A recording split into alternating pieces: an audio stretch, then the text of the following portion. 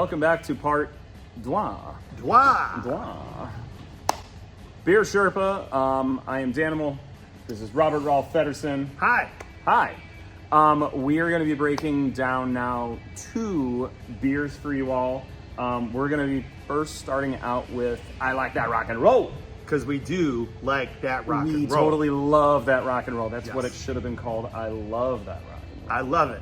I Like That Rock and Roll is an American pale ale, but I believe it kind of floats along that line of trying to be a West Coast, but it isn't a West Coast, but I really kind of like that about the beer. Yeah.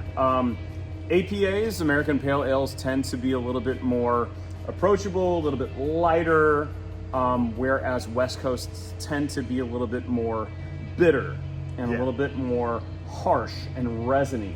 Yes. But this particular APA is not. It's very nice. It's a very smooth. Yes. Yep. And I think that you would absolutely agree on that because that's what we're both We drinking have one right now. here. Yeah, I mean, Cheers. Cheers. Come on now. So, as always, we always kind of break it down to grains. We break it down to hops as well as yeast. So that's what we're going to be doing for these 2 beers. So, starting out with the grains for I Like That Rock and Roll, we have the Pilsen malt, which we use for a lot of our lighter end beers. Yep. This is the primary malt build for this particular beer. It's sweet, it's subtle, you get that nice malty flavor to it. Definitely. Which we definitely utilize in several of our lighter beers. We also utilize wheat malt. This brings about a subtle sweetness and tartness to the beer, as well as maybe some crusty bread. And I don't know whether many people pick up on that, but somebody like, the 2 of us who are like, we're professionals. Absolutely. So bread and like a shortbread cookie.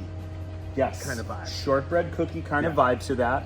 And I think that plays in with the Munich malt, which is also thrown in there too. Sure. Because the Munich malt gives that light caramel, honey breadiness, which you might kind of think about that shortbread. Right? You see where I'm going now? Like a Lorna Doone cookie. You like played right into the next part, and I love that so much. The next couple of bits here are what we kind of utilize with a lot of our beers, which is the acidulated malt. This is used in very, very small portions, and it's really used to kind of play with the pH of the beer itself, whether we need to raise it or we need to lower it. It adds to a touch of a little bit of sourness, lactic acid. Yeah. And then finally, we always throw in a little bit of carapils in a small portion in order to enhance that mouthfeel, as well as to keep that head retention on the beer itself, which we all love and admire with our beers.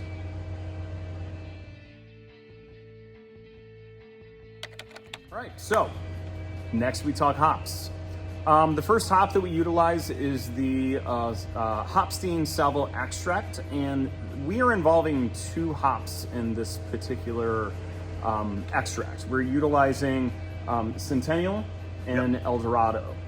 These extracts are wonderful, and I love that Matt and Dylan are utilizing the extracts a lot more, because one thing that people really kind of don't like about IPAs is the back end of a lot of IPAs. Yeah, that bitterness that you get, and the part where you close one eye. Yes. And I always argue with my brother about, maybe you just haven't had a good IPA yet. Sure.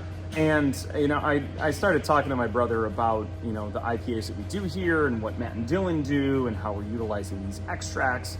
And he's like, no, the IPAs are dumb. They're stupid.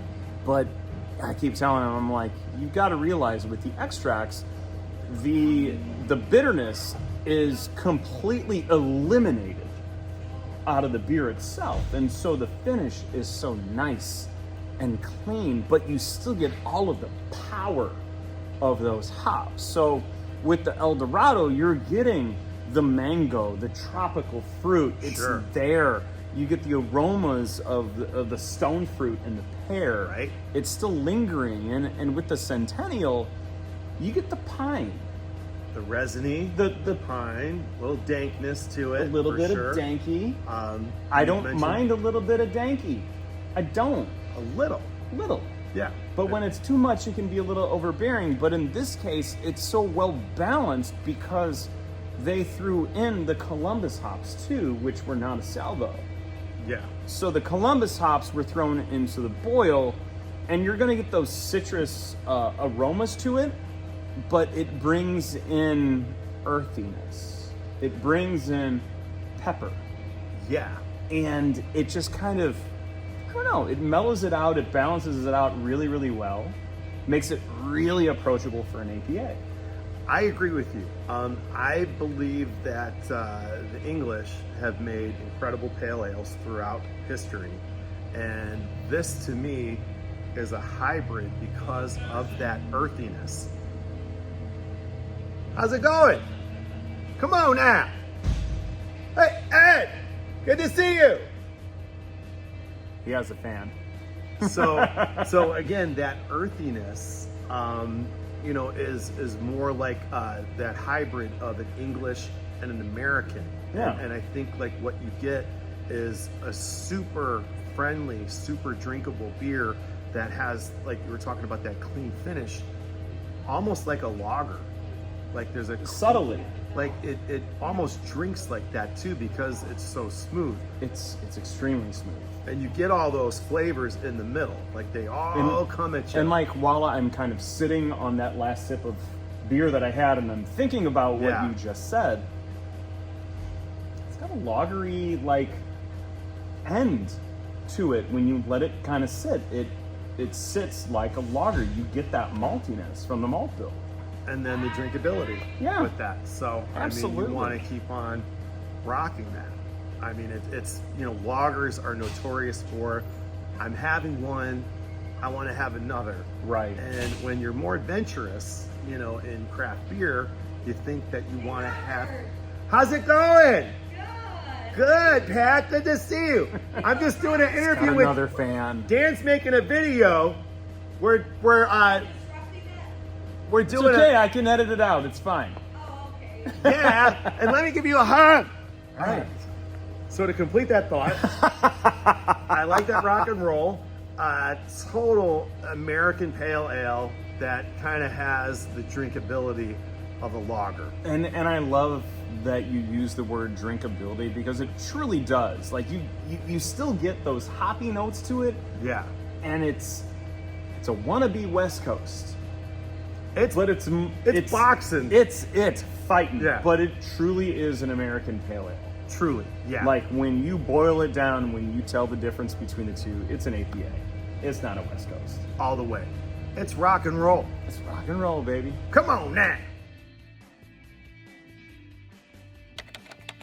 Last but not yeast. We're gonna talk yeast. With this beer, with I Like That Rock and Roll, we utilize the California ale yeast, which we've utilized several times. And this particular beer, we play on the hops and the aromas, and the California ale yeast kind of plays really, really nicely with that combination itself, and it brings those flavors into the spotlight. It produces a clean, balanced beer. But what I like most about a lot of IPAs that we do here at Off Square is that there is a dry finish to it. Sure. And I don't know whether many of you guys like or enjoy a dry finish to your beer, but that is something that I've just kind of latched onto these last few years. Like, I like an IPA that has a nice dry finish that makes me want to come back for another drink. Yes, and that's the magic of that style. I mean, it's like, when you have an IPA that's dry and drinkable, you want that flavor again. You do. So you want to repeat that. And It's like all of those front flavors just kind of like come together and then finish, and then it's dry and you're like, but wait, I want to do that again. Yeah, like a great roller coaster. Yeah, You that's survived, you made it. Like, that was fun. That's Let's exactly do that again. what it's like. Yeah, it's a theme park for your mouth. Maybe that should be the label of the thing. I like that rock and roll. A theme park for your mouth. For your mouth. Yeah. I'm gonna have to pitch that to Matt and Dylan for the next round. Pitch it. Boom. All right, so now we're moving on to the second beer, Yeah. which is Grateful Fed. Grateful Fed. Grateful Fed has been out for a week and a half. 2 Yeah. weeks now. And this particular beer is a collaboration between Offshore Brewing and Burnham Brewing out in Michigan City, as well as the man sitting next to me right now. Truly grateful. This beer is so good, and I had the privilege of sampling it out of the Bright tank about 3 weeks ago. That's the holy grail. Right there. When you can sample out of the Bright tank, like that's just That's unbelievable. one of the privileges of working at a brewery is being able to have the brewers pull you aside and say, hey, this is going to hit this week. Would you like to try it? Would I? Say less. And so every time I'm just like, yep. And I was not surprised with how much I loved this beer. This beer is a different wheat-styled ale that we've done before. And I like the fact that, you know, both Burnham and Off Square are wanting to play with more traditional styles and throw in a little bit of a curveball. Yes. Yeah. And so we're starting to throw some hops in something that generally shouldn't have too many hops. Yeah. But it creates something so beautiful. And that's what I love about Grateful Fed. Well, you know what I love about it as well is that there's certain rules for like wheat beers. And, you know, like my first wheat beer, of course, like Hackershore Weiss, a Weiss beer, wheat beer that's German for wheat. I heard about this thing called the Reinheitsgebot. Oh yeah, And beer, it's a German purity beer, law. Purity law. Yeah, the German beer purity law. And I don't like rules being a rock and roll guy. So, but I do love German beers, and I think they're incredible. But since the American craft beer scene has like come on board as a, you know, basically the pinnacle of the craft beer movement, Yeah. I like to change the rules. And I thought, how about a wheat beer that is super hopped up, but you still get like the nuances of a wheat beer. Like you still get like that lemon drop that's in it. So you get that at the beginning. So you're thinking Weiss beer, Yep. wheat beer, and then an explosion of hop flavor right in the middle. It's such a beautiful combination of several different styles. Yeah. And that's one of the things that I love about working at Off Square is that we're willing to take that step, that risk, that gamble. And I mean, it's the same thing with Burnham. Burnham's fantastic, and I love those guys. And they do the same stinking thing. They do. They throw some weird stuff in there. So do we, and I think that's why we get along so well together. But I can't agree more. Yeah. Grateful Fed is such a great beer, so let's dive into it. And so we're first going to talk about that grain build.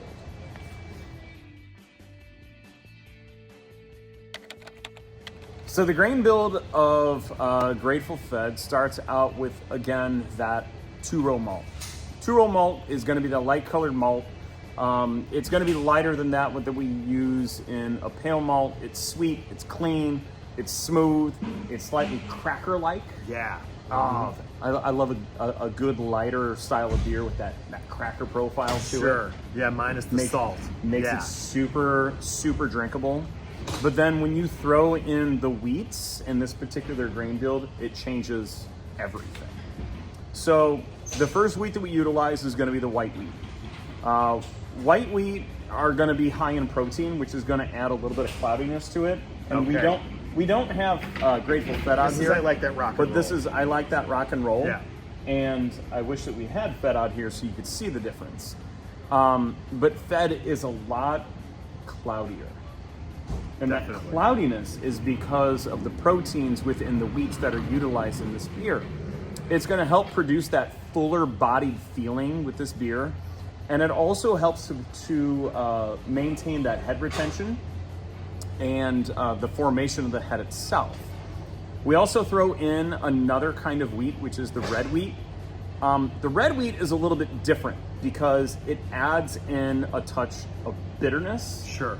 graininess, and a touch of fruit, which pairs really well with the hops For that sure. we'll get to here in just a moment. We also throw in some Munich malt, which we talked about with I Like That Rock and Roll. It's going to be that light caramel, the honey, the breadiness, the carafoam, which is going to throw in the head retention, the fuller body, and the carapils, which is going to be the mouthfeel and the head retention. Yes. All right, so hop to it. When it comes to hops, we're utilizing 3 particular hops with this. Did you have any role in the choosing of these hops at all? I did. Oh, I did. I definitely did. okay. So did you choose all 3? I did not. Was there one in particular that you chose, or 2? Centennial. So I love Centennial hops, and I love a good West Coast. Yes. Yeah. You know, Centennial, Cascade. I love the dryness, the fruitiness, the pine resiness. Like, I love all of that. Yes. So Centennial is involved here, but it is a Centennial Salvo, which means that the bitterness, Gone. No bitterness. It is not at there. all from Grateful Fed. Yeah. And so what the brewers decided to do, they decided to throw in Sabro as well as a lemon drop. And you know, I've worked at Offsquare for 7 years, and I've only really paid attention with, you know, the production of our beer over the last, I don't know, 5 years. I didn't really pay attention to 2 years. Sure. But the more I paid attention, the more I began to understand what was going on. And so when Matt and Dylan and the brewers from Burnham, Yeah. Steve Murray. Steve Murray, Yeah. couldn't remember his name, thank Yeah. you. When Steve and the boys got in and they started saying Sabro and Lemon Drop, I was like, okay, I'm not familiar with these, so I need to do a little bit of digging here. I know that we've utilized Sabro before, Yeah. but very, very infrequently. I don't think we've ever used Lemon Drop here. So Sabro Yeah. itself, you're going to get tangerine, tropical fruit notes, and what surprised me were notes of coconut. And so I'm going to have to pay attention with the next glass of it that I have. Lemon Drop, I'm not surprised with though. Lemon Drop, of course, you're going to get notes of Lemon. lemon. Lemony snickets. Oh man, the lemon of this particular hop is very, very predominant, but it's not like aggressive. It's not sour. No, it's not sour at all. It's just flavorful and nice and summery. And what kind of balances it with the lemon drop hop is that there's a little bit of herbiness to it. Sure. Herbaceous. Like a tea. Yeah. Kind of. Yeah. Very much so. And so when you combine all of these 3 hops together, it kind of, I don't know, it just makes a nice different wheat beer bastardized Yes. like Yeah. Weissen beer. But I like it. You know what? The genius of that beer was the lemon drop. Because Absolutely. when you have a Weiss beer, you do get that lemony flavor. Yep. And then you expect like the clove and you expect banana. Instead of clove and banana, you do get that smack of hops and you do get that coconut instead of say clove. And then it ends again with lemon drop. So you get it at the front, you don't get it anywhere in the middle, then you get a little bit of it in the back end. And that has the wheat or Weissen quality to me of an American, like wheat beer. Right. So I think that, between everybody, it's a completely American version. Throw out the Reinheitsgebot, Hefeweizen. Yes.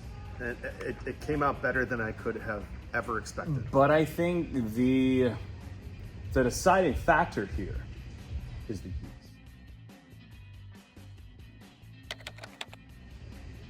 So last but not least, the reason why we don't get those banana notes is because of the yeast that the boys decided to utilize, which is honestly a yeast that I don't know if we've used it here at Off Square before. We may have, we might not have. If we have, I don't know. Yeah. It's Daybreak 5.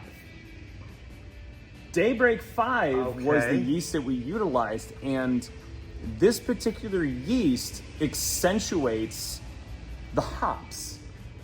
It doesn't bring out banana notes or clove notes like you would, the yeast that we utilize for a Hefeweizen. It's going to bring about juiciness. Yeah. And so it really plays on the lemon and the citrus and the tangerine. So all of those things are kind of coming forward, and you don't get what you think you're gonna get.